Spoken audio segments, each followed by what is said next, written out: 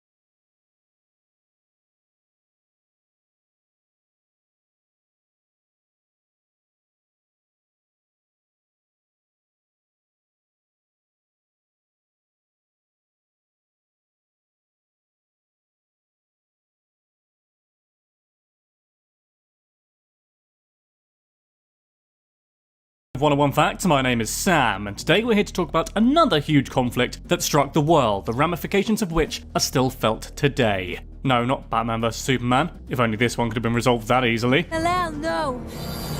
We're talking about the Vietnam War. But how did the war start? What were some of the most unbelievable traps and operations used by both sides? And is this the only piece of Vietnam War related media that doesn't include Fortunate Son by Creedence Clearwater Revival? Is it? Is it? I mean, we're definitely not going to use it because we'll be sued to oblivion. 2 out of 3 of those questions are going to be answered, so I hope you're prepared for an awful lot of history, as well as some bouts of you weren't there, man, you weren't there, as we go through 101 facts about the Vietnam War. Number 1. So this war was a conflict in Vietnam, but also Laos and Cambodia from the 1st of November 1955 to the fall of Saigon on the 30th of April 1975, nearly 20 whole years long. Number 2. And who was it between? Well, predominantly it was between North and South Vietnam, with help from China, North Korea and the Soviet Union from the north, whereas the South had the US, South Korea, Australia and New Zealand to give them a helping hand. Number 3. To hugely simplify all this, and believe me, we'll go into more detail a bit later on, because that's what this video is, North Vietnam was communist, South Vietnam was not communist. Fight! North Vietnamese communists and South Vietnamese communist rebels, known as the Viet Cong, wanted to overthrow the South Vietnamese government and reunite the country. Number 4. But how did this whole thing kick off? Well, it's not as easy to summarise as it seems, frankly, but to begin we have to go back to the year 1887 with, would you believe, the French. It was in this year that they put a big old colonial system in Vietnam as part of what it called French Indochina. Number 5. French Indochina was a group including Cochin China, Cambodia, Annam and Tonkin, and then eventually Laos. This didn't directly cause the war, you understand, but it's important to set the scene. Number 6. Now you may remember something quite massive happened in the 1940s. Danny DeVito was born, and World War II happened, though those two things are directly unrelated. During this time, France was taken over by those rotters, the Nazis, and the Japanese, who were on their side, invaded Vietnam, which was a French colony. Number 7. The French eventually took back control again after they won the Second World War though, in August of 1945. However, a month later something changed, and that something requires us to talk about a man named Ho Chi Minh. Number 8. You see, Minh had been introduced to the shiny concept of communism in the early 20s while studying in, of all places, France. I don't know why I'm constantly surprised by the French, but there we are. In fact, he later established the Indo-Chinese Communist Party in Hong Kong, an important part of this here tale. Number 9. He then planned to go back to Indochina and lead his people to independence. However, the French were on his case and basically acted like club bouncers, saying he couldn't come in and lead a liberation of those inside. Not with those trainers, or at least that's what club bouncers have said to me. Number 10. So he tried to settle in Hong Kong under the false name Lai Tai, but the British government said nah. So he made his way to Moscow, where he appealed to the organisation Comintern, would you believe a communist organisation, for funding to launch a movement in Indochina. He planned to base himself in neighbouring Siam, which isn't me by the way, but instead is what we now call Thailand. Number 11. He also got a dose of TB during this time, so ouch. That stuff that killed Arthur Morgan ain't nothing to play with. Anyway, then in 1941 he tried to head back to his country to lead the revolution. Number 12.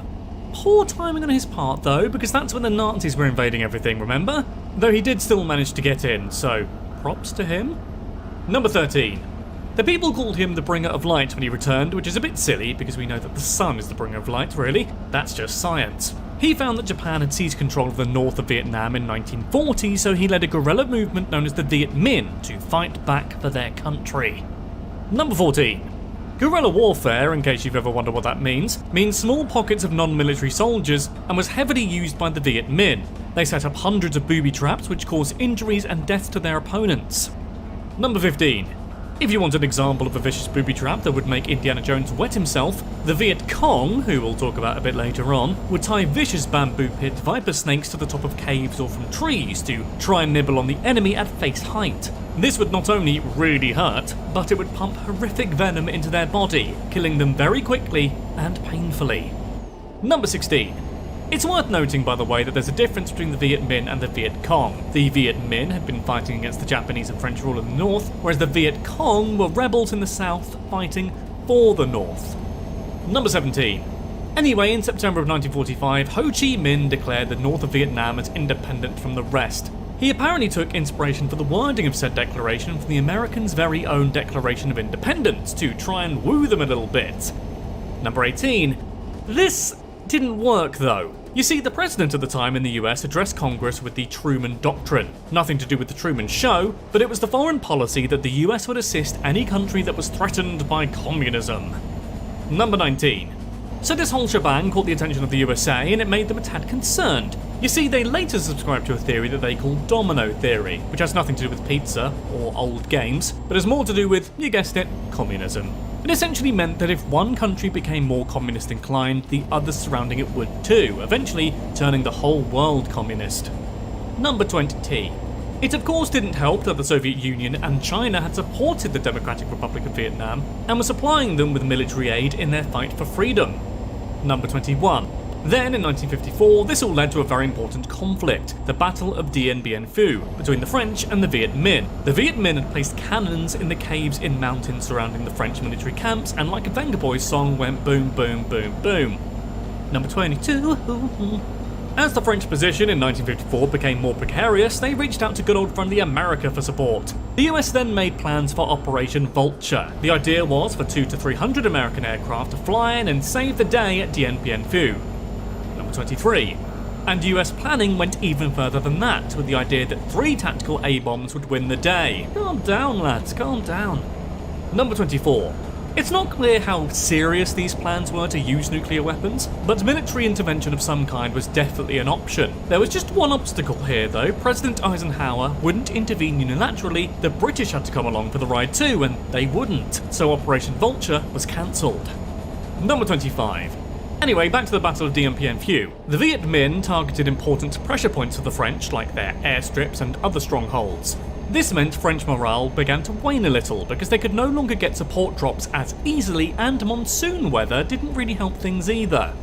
Number 26. The Chinese were also a big help for the Viet Minh here, retraining them in siege techniques and providing them with weaponry and all sorts. Over the weeks, bit by bit, the French perimeter was worn down. Number 27.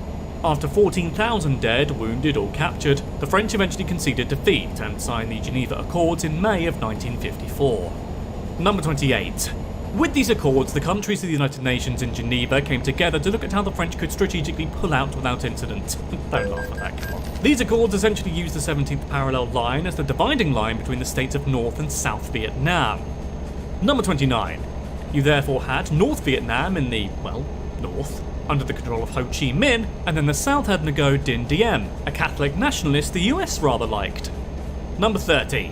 Following the partition of Vietnam, Eisenhower sent Ngo Dinh Diem a ton of help actually. In fact, it was more than a ton. Between 1955 and 1960, money and weapons were sent, US military advisors reached 1,000, and almost $2 billion in aid was handed on over. Number 31. Support for Ngo Dinh Diem in South Vietnam began to erode though, because he was autocratic and had a tendency to appoint family members to positions of power. According to some historians, he also jailed around 40,000 political prisoners and executed around 12,000. My experience at high school is anything to go by, that's not going to make you popular.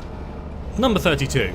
The Accords also stipulated that Vietnam should be reunified within 2 years under one government. However, the US would not agree to Vietnam holding a general election since they feared the Communist Party in the north of the country and what would happen if they won it. Remember the Truman Doctrine, US and communism do not mix, like peanut butter and, roast pork. So, in order to prevent Vietnam from following in the steps of, say, China, the United States decided to support Ngo Dinh Diem's cancellation of the elections. Some speculate that the result of the election would have very likely been a unified Vietnam under Ho Chi Minh. Number 34. Now, Ho Chi Minh responded to this news not very positively, if I'm honest, by activating the Viet Minh cadres in South Vietnam, who began to wage small-scale attacks on the southern government. Number 35. The North also created what was later known as the Ho Chi Minh Trail, which isn't a lovely nature hike, might be these days but wasn't back then, but actually a supply route through Cambodia and Laos to get their troops in the south food and weapons. Or a combination of the two, although I don't know what that would look like. Number 36. Gradually, US involvement increased until the country and other UN members were involved in all-out combat against Ho Chi Minh soldiers. The first US soldiers were killed in their living quarters in Saigon in July of 1959. Number 37. In 1960, Ho Chi Minh, now 70 years of age, was replaced as General Secretary of the North Vietnamese Communist Party by Le Duan, who started to call more of the shots. Number 38. It was all change over in the US too, with the election of John F. Kennedy to the presidency, who took office in 1961. A few years before coming into power in 1954, he'd said about Vietnam, should I do the voice? No! God, please, no! I am frankly of the belief that no amount of American military assistance can conquer an enemy which is everywhere and at the same time nowhere. That is terrible, isn't it? That's really bad. Number 39. It's a great quote, and you'd think that might mean he'd be anti-war, but you'd be wrong. By the time he got to the White House, he'd clearly changed his tune and started to ramp up US involvement. By May of 1961, he'd sent 400 Green Berets to South Vietnam, along with some helicopters for good measure. Green Berets is in the soldiers, by the way, not just some lovely jade hats. Number 40. US support to South Vietnam under JFK eventually reached new heights though, which